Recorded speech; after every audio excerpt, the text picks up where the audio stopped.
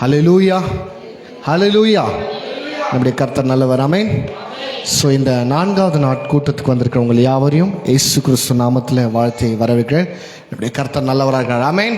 எத்தனை பேர் இந்த மாலை வேளையில் சொல்ல முடியும் கர்த்தர் நல்லவர் என்று? ஆமென், ஹல்லேலூயா. சரி, செக் ஜீசஸ், செக். ஹல்லேலூயா, ஹல்லேலூயா. சரி, நம்ம நேரடியாக கர்த்தருடைய வார்த்தைக்கு நாம் போகலாம். இன்றைக்கு உங்கள் தொடர்ந்து வருகையில் தெரியும், நம்ம இந்த 3 நாட்களாய் இயேசு கிறிஸ்துவின் ரத்தத்தை குறித்து நம்ம என்ன பண்ணுறோம் பார்த்துக்கிறோம். த பிளட் ஆஃப் ஜீசஸ், அல்லது இப்படி நம்ம டைட்டில் சொன்னோம். என்னன்னா the power in the blood of Jesus. இயேசு கிறிஸ்துவின் ரத்தத்துக்குள்ளே இருக்கிற அந்த வல்லமையை குறித்து நம்ம பார்த்து கொடுக்கிறோம். ஸோ இதை எப்படி நம்ம தொடங்கணும்னு கேட்டால், லேவியாகமம் 17வது அதிகாரம் சொல்லப்படுது, மாம்சத்தின் உயிர் ரத்தத்தில் இருக்குதாம்.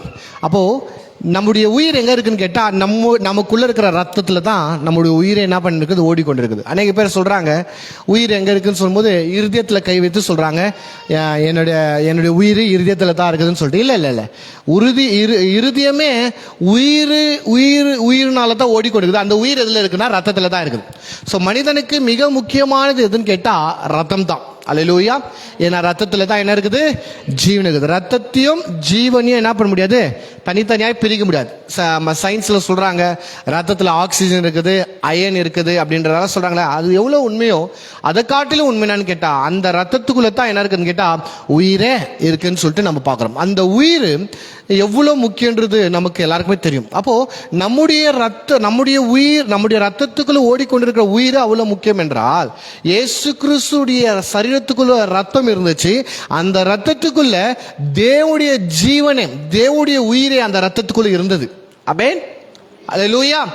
அப்போ இயேசு உயிர் தந்தார் என்றால் என்ன அர்த்தம் கேட்டா, இயேசு கிறிஸ்து எப்படி உயிர் தந்தார் என்றால், தன்னுடைய ரத்தத்தை, உயிர் ஓடிக்கொண்டிருக்கிற அந்த ரத்தத்தையே நமக்காக தந்தபடியால் தான் இயேசு நமக்காக ஜீவனையே தந்தார் என்று நம்ம என்ன பண்றோம், சொல்லுகிறோம். அல்லேலூயா, அல்லேலூயா. அப்போ அந்த விலையேற பெற்ற ஜீவன் உங்களுக்காகவும் எனக்காகவும் சிந்தப்பட்டது. இதுதான் ஒரு பியூட்டியே. என்ன காஸ்பல்ல, சுவிசேஷத்தில் ஒரு அற்புதமான பியூட்டி என்னன்னா, விலையேறப்பட்ட ரத்தத்தை, விலையேற பெற்ற என்ன சொல்றாங்க, பொதுவாக விலையேற பெற்ற ஒன்றை, த மோஸ்ட் ப்ரெஷியஸ் என்ன பண்ணுவான்னு கேட்டாங்கன்னா விற்க மாட்டாங்க, அதை மியூசியம்ல வச்சுடுவாங்க. ஆமாவா இல்லையாங்க? மியூசியமில் இருக்கிற பொருட்கள் எல்லாம் ஆன்டிக் பீஸ்ன்னு சொல்லுவாங்க. அது விலை உயர்ந்த பொருட்கள் அல்லது உலகத்தில் அரிய பொருட்களாக இருக்கிறது தான் என்ன பண்ணுறாங்க, மியூசியமில் என்ன பண்ணுவாங்க, வைப்பாங்க.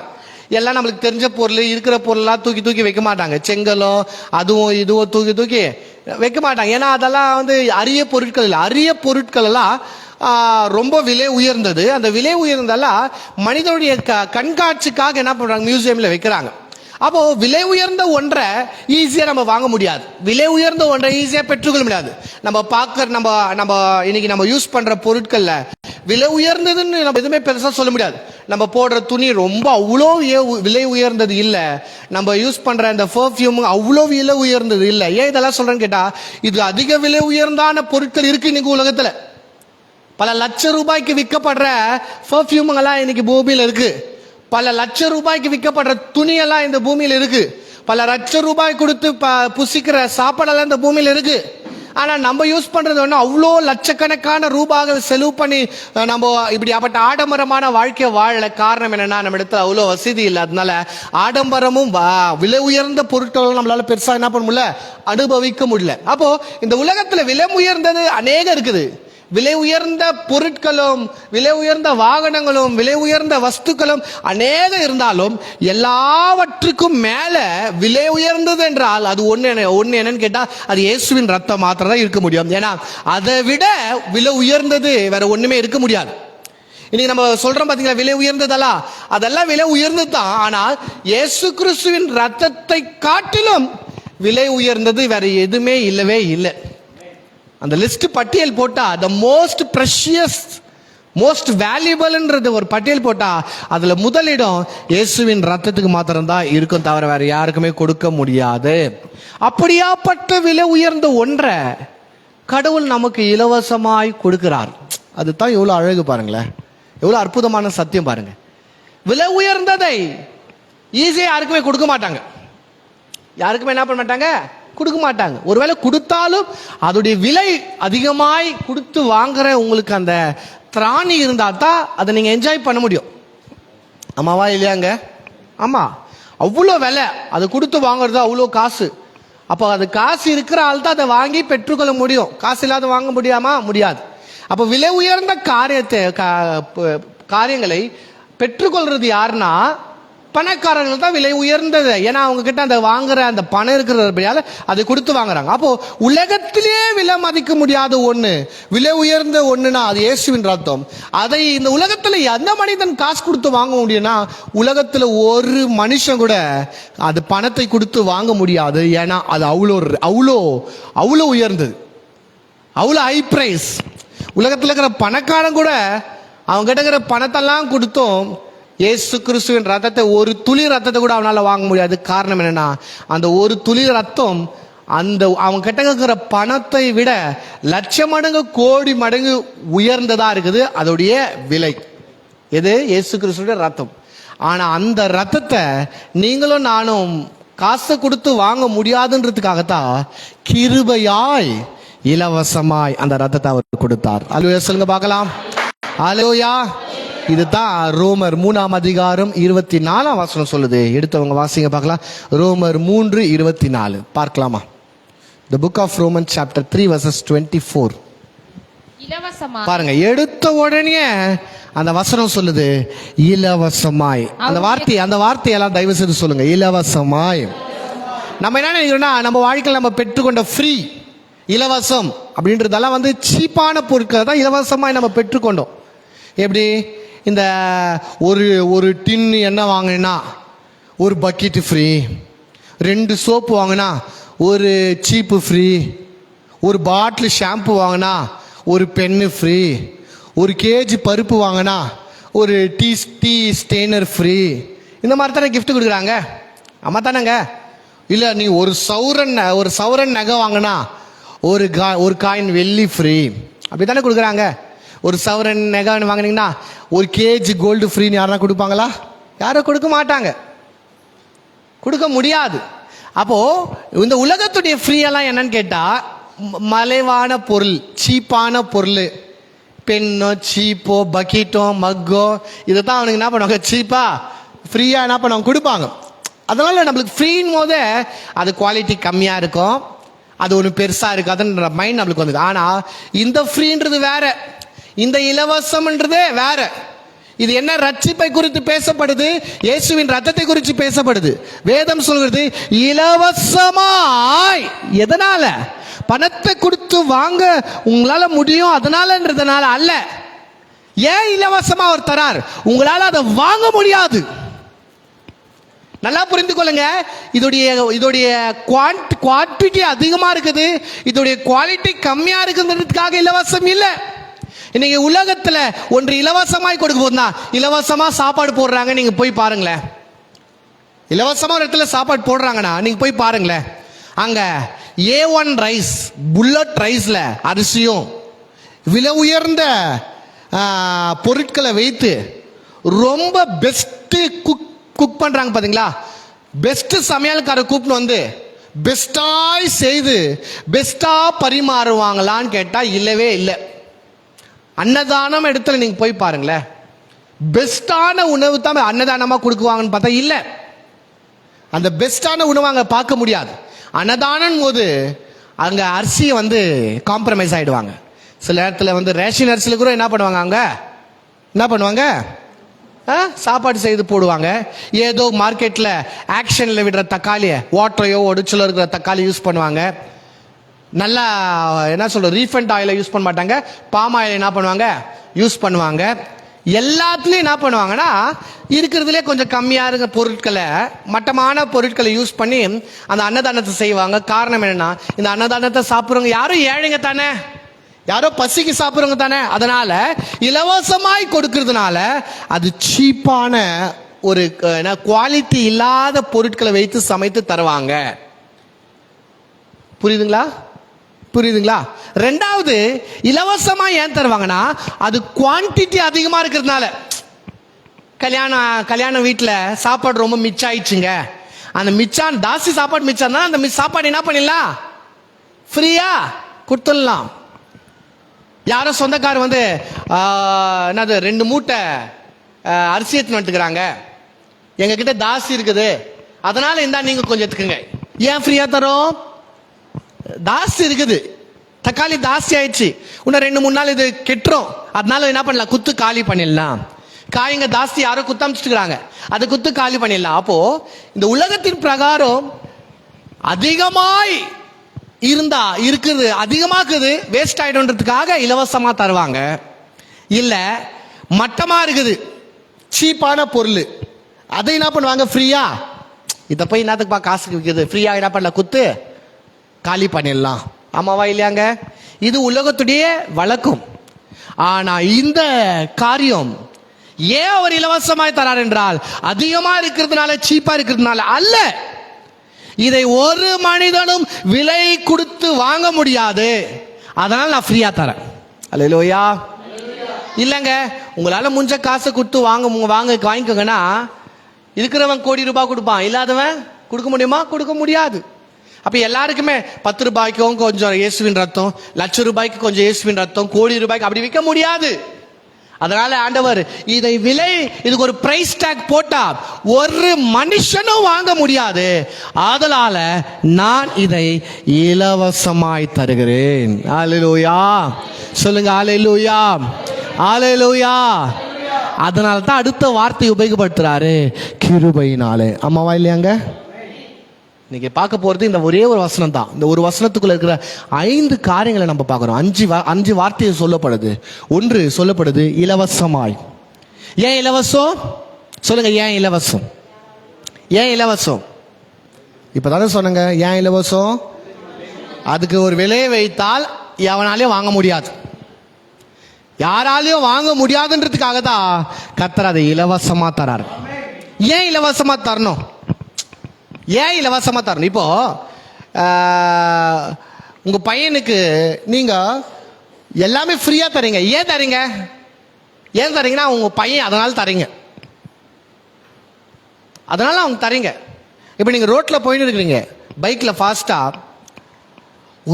ஒரு யாரோ ஒருத்தர் பரதாகமா ரோட்ல உக்காந்து பசியோட உக்காந்து இருக்கிறாங்க, நீங்க ஃபாஸ்டாக போயிருக்கிற நீங்க நிக்க வச்சு இறங்கி ஒரு பொட்டலம் சாப்பாடு வாங்கி போய் அவன் கையில கொடுத்துட்டு சாப்பிடுப்பான்னு சொல்றோம். இது எதனால? பையனுக்கு எல்லாம் இலவசமா ஏன் தரோம்? காரணம் என்ன? அவன் என் பையன், உங்க புள்ள, அதனால நீங்க ஃப்ரீ எல்லாமே இலவசமா தரீங்க. ஆனா இது ஏன் நீங்க பண்றீங்க? இது ஏன் பண்றீங்கன்னா இறக்கப்பட்டு பண்றீங்க. ஆமாவா இல்லையாங்க? இறக்கப்பட்டு பண்றீங்க. அவன் உங்க சொந்தம் இல்ல, உங்க உற்றார் உறவினர் இல்ல, உங்க ஃப்ரெண்டு இல்ல, ஆனாலும் ஏன் பண்ணீங்கன்னா இறக்கப்பட்டு பண்றீங்க. யாரு? நீங்க. மனிதனா இருக்கிற நமக்கே மனசுல நெஞ்சில ஈரம் இருக்குது, இறக்க இருக்குது. அப்ப கடவுள் எவ்வளவு தயாளு இருதயம் படைத்தவரா இருப்பார் பாருங்க. ஏன் அவர் இலவசமா தரா? எப்படி அவர் இலவசமா தராருன்னா, கிருபையினாலே இலவசமா தருகிறார். அதுதான் 2வது வார்த்தை, கிருபையினாலே. ஏங்க அவர் எனக்கு ஃப்ரீயா தரணும்? ஏன்னா உங்க மேல அவர் கிருபையா இருக்கிறார். கிருபை என்றால் என்ன? தகுதி இல்லாதவர்களுக்கு கொடுக்கப்படுற ஒரு தகுதி தான் கிருபை. என்னால் அதை பெற்றுக்கொள்ள எனக்கு தகுதியே இல்லை. எதை? இயேசுவின் ரத்தத்தை பெற்றுக்கொள்ள கொஞ்சம் கூட தகுதி இல்லை, தகுதியே இல்லை, அருகதையும் இல்லை. இதுதான் முக்கியமான வார்த்தை. என்னது? அருகதை. I don't have, I am not worthy to receive. என்ன இல்லை? எனக்கு கொஞ்சம் கூட தகுதி இல்லை. அந்த தகுதி இல்லாத எனக்கு கர்த்தர் எப்படியாப்பட்ட, அதுதான் பாருங்க. நீங்க பைபிள் முழுக்க பாருங்களேன், அவருடைய கிருபை ரொம்ப பெருசு. பசியா இருக்கணும், என்ன தரலாம்? நீங்க பசியா ஒருத்தங்கரா என்ன தரலாம்? நீங்க சாப்பாடு தரலாம், அது போதும் தானே. வீடு இல்லாத ஒருத்தங்கரான், அவனுக்கு என்ன பண்ணலாம்? நீ என்ன பண்ணலாங்க? இப்போ கவர்மெண்ட் என்ன பண்ணா, வீடு இல்லாதவங்களுக்கெல்லாம் வீடு கட்டி தருது. எப்படிப்பட்ட வீடு கட்டி தருது? டூப்ளெக்ஸ் இல்லை, ஸ்விம்மிங் பூலோடு கட்டி தராங்களா? ஐயோ, வீடு இல்லாமல் இருக்கிறாங்களே இவங்களுக்கு ஒரு நல்ல 4000 ஸ்கொயர் ஃபீட்ல நல்லா பெருசா ஒரு 8 ரூமு 8 BHK இருக்கிற பால்கனியோட ஸ்விம்மிங் பூலோட சூப்பரா மார்பிள் எல்லாம் போட்டு ஒரு வீடை கட்டி தரலாம் அப்படின்னு நான் கட்டி தராங்க. இல்ல, கவர்மெண்ட் கட்டித்தர வீட்டுக்கு பேர் ஜனதா ஹவுஸ். அம்மாவா இல்லையாங்க? அதுல ஒரு 8 ரூமு, ஒரு டைனிங் ஹாலு, ஒரு பெரிய போர்ட்டிகோ, வரண்டாவோட கட்டி தராங்களா? எப்படி கட்டி தராங்க? குறையா சொல்ல, எப்படி கட்டி தராங்க? ஒரு கிச்சனு, ஒரு ஹாலு, முடிஞ்சா ஒரு பெட்ரூம், டாய்லெட்டு ஒரு வேலை இருக்கலாம், ஒரு வேலை இப்போ இருக்குதுன்னு நினைக்கிறேன். அதில் பொதுவாக ஒரு தெருவுக்கு ஒரு டாய்லெட் கட்டி கொடுத்துருவாங்க. இதுதான் வீடு இல்லாதவங்களுக்குன்னு கட்டி தரப்போற வீடு. ஆனால் அந்த வீட்டுக்குன்னு ஏகப்பட்ட சண்டை நடக்கும், எனக்கா உனக்கான்ற மாதிரி. அநேக பேர் சண்டை போடுறாங்களா இல்லையா? ஏன்னா அது கூட இல்லாமல் அநேக பேர் இருக்கிறாங்க. ஆனால் அது என்ன கேட்டால் அது போதும். வீடே இல்லாத பிளாட்ஃபார்ம் இருக்கிறவங்களுக்கு ஒரு ஹாலு, ஒரு கிச்சனு, ஒரு பெட்ரூமு, ஒரு டாய்லெட்டு கட்டி கொடுத்த ஒரு வீடு அவங்களுக்கு போதும். சூப்பர். உண்மையாக ரொம்ப அவங்களுக்கு பெரிய சந்தோஷம் பாருங்க அந்த வீடு. ஆமாவா இல்லையாங்க? ஆமாம். ஆனால் கடவுள் அப்படியாப்பட்ட ஒரு ஆளுக்கு எப்படி தருவான்னு கேட்டா, கர்த்தர் தேசத்தை கொடுத்துருவார். அல்லேலூயா. வீடு இல்லாதவங்க இல்லைங்க, இஸ்ரவேல் ஜனங்க எகிப்தில் அடிமையாய் வாழ்ந்தவங்க. எப்படியாப்பட்டவங்க? அடிமைகள். அவங்களுக்கு சொந்தன்றதுக்கு ஒண்ணுமே இல்லை. Because they are slave. அடிமையா இருக்கிறவனுக்கு குறைஞ்சபட்சம் விடுதலை வாங்கி கொடுத்தா போதும், ஒரு நல்ல வேலை வாங்கி கொடுத்துட்டா போதும், இல்ல ஏதாவது ஒரு ஜனதா ஹவுஸ் கட்டி கொடுத்துட்டா போதும். கர்த்தர் அப்படியாப்பட்டவங்களுக்கு கர்த்தர் என்ன சொல்றாரு? அடிமையா இருக்கிற உங்களுக்கு நான் விடுதலை தரேன்பா, இல்ல நான் வெறும் ஒரு சின்ன வீடை கட்டி தரேன்பா. இல்ல இல்ல இல்ல இல்ல, கர்த்தர் சொல்கிறார், நான் உனக்கு பாலும் தேனும் ஓடுகிற நலமும் விசாலமான தேசத்தை தருகிறேன்னு கர்த்தர் சொல்கிறார். அல்லேலூயா. சொல்லுங்க, விசாலமான தேசம், விசாலமான தேசம், பாலும் தேனும் ஓடுகிற தேசம். நாங்க வறண்ட பூமி இல்லை. இஸ்ரவேலை சுத்தி அநேக நாடுகள் இருக்குது. எல்லா நாட்டிலையும் வெயில் அதிகமா இருக்குது. இஸ்ரவேல் நாட்டிலையும் வெயில் அதிகமாக இருக்குது. ஆனா இஸ்ரவேல் நாட்டில் மட்டும் அதிகமான காய்கறிகள், பழங்கள், கனிகள், தானியங்கள் எல்லாம் வலியுது. அங்கெல்லாம் கருகி போகுது. ஆனா இவங்க விதைச்சா வலியுது. காரணம் என்ன? அது விசாலமான தேசம், அது பாலும் தேனும் ஓடுகிற தேசம், அது நலமான தேசம். யாருக்கு கர்த்தர் தந்தார்? அடிமைகளுக்கு தந்தார். அடிமைகளுக்கு கர்த்தர் பெஸ்டான பிளேஸை தரார். காரணம் என்னன்னா, அவருடைய கண்கள்ல ஒரு மனிதனுக்கு கிருபை பெற்று கொண்டான் என்றார், கர்த்தர் அவனை உயர்த்தி விடுவார். ஆடு மேய்க்கிற ஒரு மனுஷனை இன்னொரு 100 ஆடு குத்து இன்னும் நல்லா மேய், அது பண்ணலாம். ஆமா தானே? ஆடு மேய்க்கிறவனுக்கு பெரிய ஆசை என்ன இருக்கும்? ஐயோ, என்கிட்ட ஒரு 10 ஆடு இருக்குதே, என்கிட்ட 100 ஆடு இருந்தால் நல்லா இருக்குமே, இல்லை ஒரு 500 ஆடு இருந்தால் நல்லா இருக்குமே, நான் ஆடுங்க மேய்க்கிறவனுக்கு தலைவனாக ஆகணும். அதுதானே ஒரு எதிர்பார்ப்பா. ஆனால் கர்த்தர் என்ன பண்றாரு? கர்த்தருடைய தாவீதை குறித்து கர்த்தருடைய கண்களை தயவு கிடைச்சிச்சு. கர்த்தர் கிருபை பாராட்டினார். எப்படி பாராட்டினார்னு கேட்டா, அந்த தேசத்துக்கு ராஜாவாய் கர்த்தர் ஆக்கிட்டார். எப்படிங்க இதுதான் கர்த்தருடைய கிருபை. அப்ப கர்த்தர் உங்களுக்கு கொடுக்கணும்னு கிருபையாய் இறங்கிட்டார்னா அவர் வாரி தர வல்லவராக இருக்கிறார். விலை உயர்ந்த பொருளை உங்களுக்காக இலவசமாக கொடுத்தார். காரணம் என்ன? அவருடைய கண்களில் நீங்கள் கிருபையை பெற்றுக்கொண்டீங்க. அதுதான் பைபிள் சொல்லுது, இலவசமாய் அவருடைய கிருபையினாலே. நீங்க பெற்றுக்கொண்ட ரட்சிப்பு எதனால? கிருபையினால. சொல்லுங்க, நீங்க எதனால இயேசுவின் ரத்தத்தை பெற்றுக்கொண்டீங்க? எதனால பெற்றுக்கொண்டீங்க? உங்க ஜபத்தினால் அல்ல, உங்க முன்னோர்களுடைய புண்ணியத்தினால் அல்ல, உங்களுடைய முழங்கால்னால அல்ல, கிருபையினாலே. அல்லேலூயா.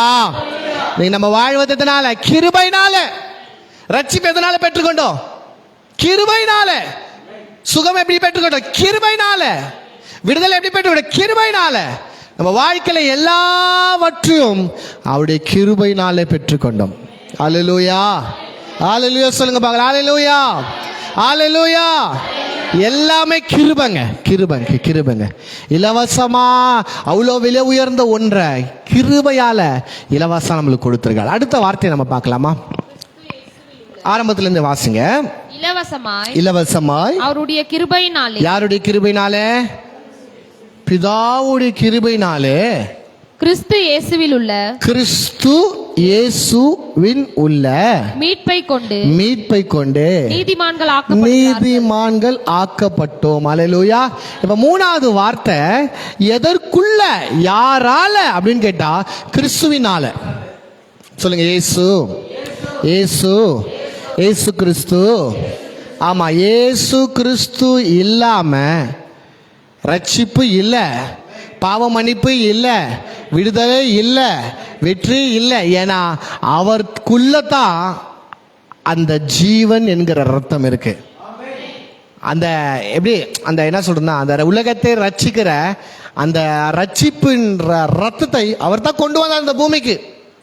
அவர் தான் வைத்து கொண்டிருந்தார். அவர் இல்லாம நம்மளால பெற்றுக்கொள்ளவே முடியாது. இதை ரட்சிப்பை பெற்றுக்கொள்ள முடியாது. உலகத்தில் எத்தனையோ நீதிமான்கள் இருந்தாங்க, ஞானிகள் இருந்தாங்க, தேவ மனிதர்கள் இருந்தாங்க. எந்த மனிதனாலும் இந்த பூமியை ரட்சிக்க முடியல. பலவான்கள் இருந்தாங்க, அவங்களால ரட்சிக்க முடியல. ராஜாக்கள் எழும்பினாங்க, ரட்சிக்க முடியல.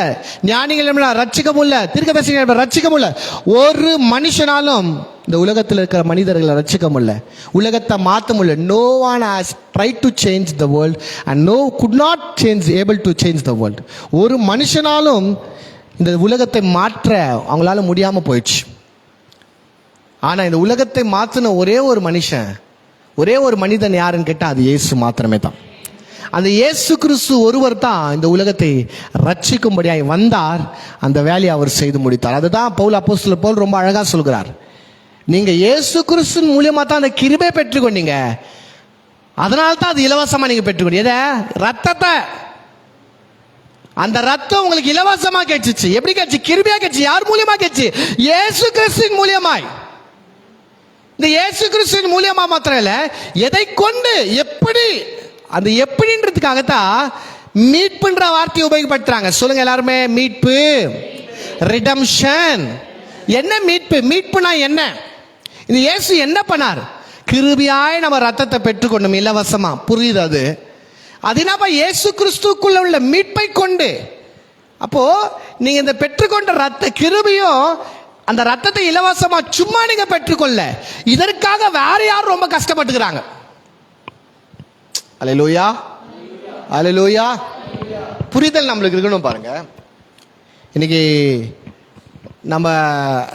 நம்மளுக்கு யாரோ ஒருத்தர் உதவி பண்றாங்க.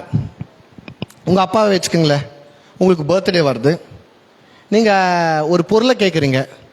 படிக்கிற பசங்களா இருந்தா, அப்பா நான் செகண்ட் பியூசி முடிக்க போறேன், இல்லை செகண்ட் பியூசி படிக்கிறேன், எனக்கு ஒரு லேப்டாப் தேவைப்படுதுன்னு சொல்லிட்டு சொல்றீங்க. ஆனால் வீடு சுச்சுவேஷன் பிரகாரம் அது அப்பாவால் லேப்டாப் வாங்கி தரது கொஞ்சம் கஷ்டமான ஒரு காரியம் தான். ஆனால் அப்பா என்ன பண்ணுறாருன்னா வாங்கி தராரு. நீங்கள் அதை பெற்றுக்கொள்ளுங்க. எப்படி பெற்றுக்கொள்ளுங்க? ஃப்ரீயாக பெற்றுக்கொள்ளுங்க. அதுக்காக நீங்கள் இன்னும் கஷ்டப்படல, ஃப்ரீயாக பெற்றுக்கொள்கிறீங்க. ஆனால் நீங்கள் ஃப்ரீயாக பெற்றுக்கொண்டனால அதோடைய வேல்யூ தெரியாமல் இருக்கக்கூடாது. ஐயோ, எங்கள் அப்பாவுடைய சம்பளம் இவ்வளோ, ஆனால் இந்த லேப்டாப் இவ்வளோ ஆச்சே, இதை வாங்குறதுக்காக எங்கள் அப்பா எவ்வளோ கஷ்டப்படு, எனக்கு கிடைச்சது ஃப்ரீ தான், எனக்கு கிடைச்சது ஃப்ரீயா இருக்கிறதுனால இது சும்மா வந்தல்ல, இதுக்காக யாரோ உழைச்சிருக்கிறாங்க, இதுக்காக யாரோ கஷ்டப்பட்டு இருக்காங்க, இதுக்காக யாரோ ரொம்ப ரொம்ப சுமைய சுமந்து இருக்கிறாங்க. அதை புரியுற அந்த அறிவு இருக்கணும். இந்த அறிவு இல்லாதனால்தான் இன்னைக்கு கிறிஸ்தவத்தை நம்ம ரொம்ப ஈஸியா திருக்கிறோம், ரட்சிப்பை ஈஸியா திருக்கிறோம், பாவ மன்னிப்பு ஈஸியா திருக்கிறோம், சபையை ஈஸியா திருக்கிறோம், பைபிளை ஈஸியா திருக்கிறோம். சில பேர்களுக்கெல்லாம் பாருங்க, பைபிள் ஃப்ரீயா கிடைச்சிடும், யாரோ வாங்கி கொடுத்ததுனால பைபிள் அவங்க படிக்க மாட்டாங்க. பல 1000 ரூபாய் போட்டு பைபிளை வாங்கி அதை கையில் வச்சுக்கும் போது தான் அது ஒரு சந்தோஷமும் சரி, அது படிக்க உங்களுக்கு தோணும். ஐயோ இவ்வளோ காசு கொடுத்து வாங்கணுமேன்ற மாதிரி. யாரோ ஃப்ரீயாக கொடுத்தாங்கன்னு சொல்லிட்டு பைபிளை படிக்க மாட்டாங்க. அப்படியே கைவீசமா மாதிரி வருவாங்க சபைக்கு, கைவீசமா மாதிரி சபை விட்டு போவாங்க, அதை எடுத்து பெருசாக படிக்க மாட்டாங்க. அப்போ அது போல இலவசமாக கிடைக்கிறதுனால சீப்பாக நினச்சிட கூடாது. இதுக்காக பட்ட கஷ்டம் என்ன, இயேசு என்ன பண்ணார், உங்களுக்காக ஃப்ரீயா ஒன்றை தருவதற்காக விலை உயர்ந்த ஒன்றை உங்களுக்கு ஃப்ரீயா கொடுத்தார். அதை அவர் எப்படி வாங்கினார், அதை உங்களுக்கு கொடுக்கறதுக்காக அவர் என்ன பண்ணார், அந்த காரியத்துக்கு பேர் தான் ரிடம்ஷன், மீட்பு. எப்படி உங்களை மீட்டார், எப்படி உங்களை மீட்டார் என்றால், நம்ம எல்லாம் பிசாசுக்கு அடிமை ஆயிட்டு இருந்தோம், பாவத்துக்கு அடிமையா இருந்தோம். உங்களை விலை கொடுத்து வாங்கறதுக்கு அவர் என்ன பண்ணார், அவர் சொந்த ஜீவனே கொடுத்தார். இன்னைக்கு நம்ம ஃப்ரீயா பெற்றுக்கொண்டோம், ஆனா அந்த ஃப்ரீயா பெற்றுக்கொண்டதுக்கு அவர் என்ன பண்ணாருன்னு கேட்டா, அவர் உயிரே கொடுக்கணுமா ஆயிடுச்சு. கரையம் சொல்லுவாங்க பாத்தீங்களா, கரையம் கரையும். இதுக்கான கரையும் என்னன்னு கேட்டா அவருடைய உயிர் தான் கரையும், அவருடைய ரத்தம் தான் கரையும். அந்த ரத்தத்தை அந்த உயிரை கொடுத்து தான் சம்பாதித்து உங்களுக்கு இலவசமாய் கர்த்தர் கொடுத்தார். அல்லேலூயா. அப்பா கஷ்டப்பட்டு தான் அந்த லேப்டாப்பை வாங்கி கொடுத்தார். கஷ்டப்பட்டு தான் என் புள்ள கேட்டானே, என் புள்ள நல்லா இருக்குன்றதுக்காக வாங்கி கொடுத்தார். அது போல இயேசு கிறிஸ்து சும்மா ஒன்றும் கொடுக்கலங்க, ஏதோ கையிலேருந்து எத்தனை வந்துட்டு பரலோகத்திலேருந்து இருந்தா எத்துக்கொண்டு கொடு, இல்லை, உயிரை கொடுத்து ரத்தத்தை கொடுத்து சம்பாதிக்கப்பட்ட ஒன்று தான் இன்னைக்கு நீங்களும் நானும். அல்லேலூயா சொல்லுங்க பார்க்கலாம். அல்லேலூயா. எப்படியாய் சம்பாதிக்கப்பட்டோம்? நம்ம ரத்தத்தை கொடுத்து சம்பாதிக்கப்பட்டவர்கள் தான் இன்னைக்கு நீங்களும் நானும் என்று நம்ம பார்க்கிறோம். அல்லேலூயா. தொடர்ந்து அந்த வசனத்தை வாசிங்க. கிறிஸ்து இயேசுவின் உள்ள மீட்பு கொண்டு நீதிமான்கள் ஆக்கப்படுகிறார்கள். அல்லேலூயா சொல்லுங்க பார்க்கலாமா. கடைசி வார்த்தை நீதிமான் ஆக்கப்படுறார். இப்ப நம்ம நீதிமான் ஆயிட்டோம், நீதிமானம் இல்லை. அதுக்கு முன்னாடி வாசிச்சு பாருங்களேன். அதுக்கு முன்னாடி 2 வருஷத்துக்கு முன்னாடி வாசிங்க பார்க்கலாம். 21 வாசிங்க. இப்படி இருக்க நியாயப்பிரமாணம் இல்லாமல் தேவநீதி வெளியாக்கப்பட்டிருக்கிறது. அதை குறித்து நியாயப்பிரமாணமும் தீர்க்க தரிசனங்களும் சாட்சியிடுகிறது. ஓகே. 22 அது இயேசு கிறிஸ்துவை பற்றும் விசுவாசத்தினாலே பலிக்கும் தேவநீதியே. விசுவாசிக்கிற எவர்களுக்குள்ளும் எவர்கள் மேலும் அது பலிக்கும். ஓகே. வித்தியாசமே இல்லை. எல்லாரும் பாவம் கவனிங்க. 23 தானே சிஸ்டர்? ஓகே. 23 சொல்லப்படுது, எல்லாரும் பாவம் செய்து தேவ மகிமை அற்றவர்களாகி இலவசமாய் எல்லாரும் பாவம் செய்து தேவ மகிமையை அற்றவர்களாய் மாறிட்டோமா. எல்லாருமே பாவிதான். எப்போ? இயேசு வராத வரைக்கும், கிருபை வராத வரைக்கும், ரத்தம் சிந்தப்படாத வரைக்கும், நம்மளாம் கிருபையால ரட்சிக்காத மீட்கப்படாத வரைக்கும் எல்லாரும் பாவிதான். ஆனா இயேசு வந்தார், 1 நம்மளை மீட்டாரு, 2 அவர் ரத்தத்தை சிந்தி கிருபையாய் அந்த ரத்தத்தை உங்களுக்கு இலவசமாய் கொடுத்தார், கழுவிட்டார், பாவங்கள் மன்னிக்கப்பட்டது. இதெல்லாம் அவர் பண்ணதுனால இப்போ நம்ம பாவி இல்லை. இப்ப யாருன்னு கேட்டா நம்ம நீதிமான். நான் சொல்ல, பைபிள் சொல்கிறது. சொல்லுங்க, நான் நீதிமான். எப்படி நீதிமான்?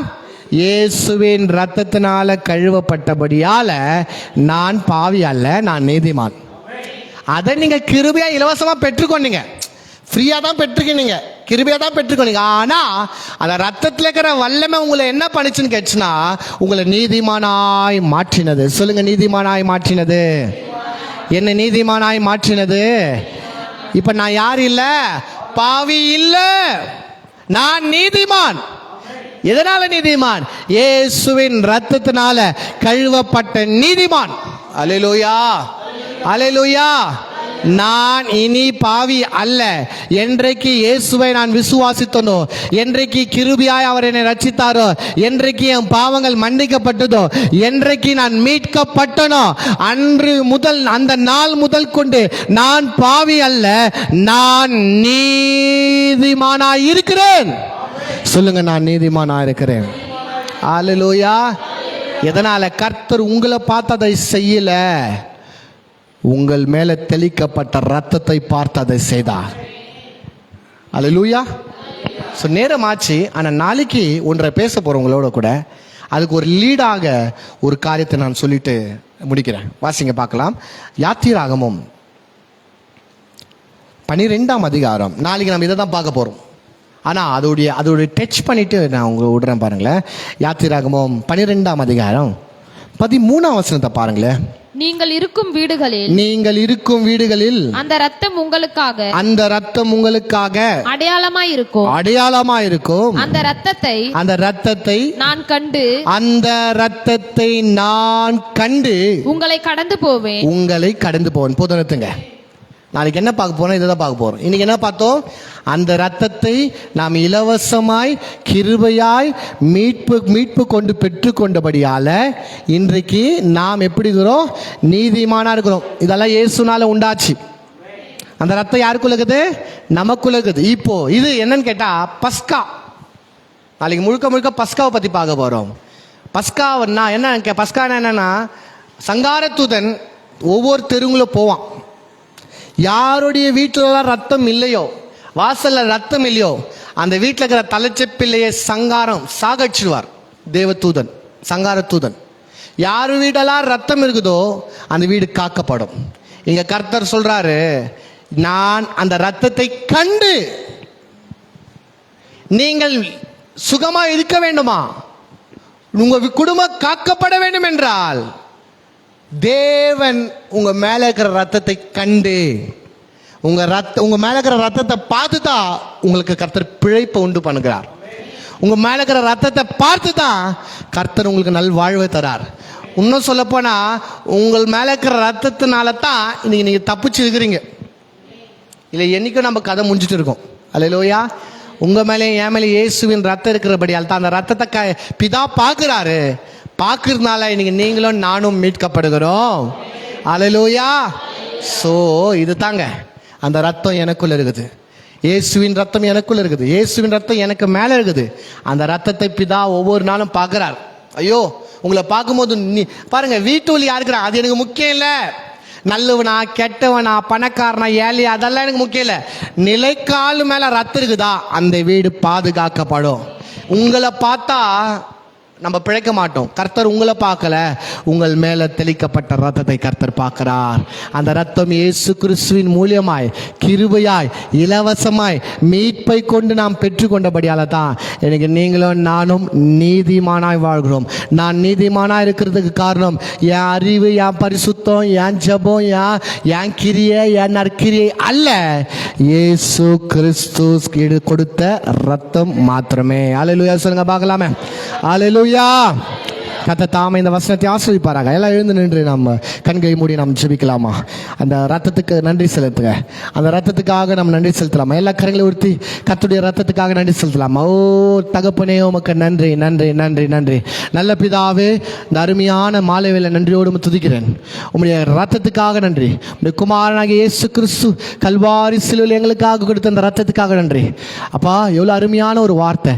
இலவசமாய் கிருபையினாலே இயேசு கிறிஸ்து உள்ளான மீட்பை கொண்டு நீங்கள் நீதிமான்கள் ஆக்கப்பட்டோம் என்று அப்போஸ்தலர் பவுல் சொன்னது போல, அப்பா, இலவசமாய் அந்த விலையேறப்பட்ட ரத்தத்தை நீங்க கொடுத்திருக்கிறபடியால நன்றி.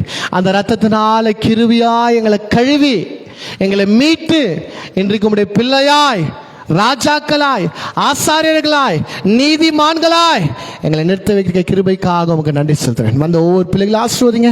அந்த ரத்தத்தினால் இவர்கள் கழுவப்படட்டும். அந்த ரத்தம் இவங்களுக்கு தைரியத்தையும் விடுதலையும் வெற்றியும் உண்டாகட்டும். உங்க நாம மயப்படட்டும். எல்லாம் துதிக நமக்கே செலுத்துறோம். இயேசுவின் மூலம் ஜெபிக்கிற எங்கள் ஜீவனுள்ள நல்ல பிதாவே, ஆமேன் ஆமேன் ஆமேன். நம்ம எல்லாம் சேர்ந்து சொல்லாமா? என் ஆத்துமாவே கர்த்தரை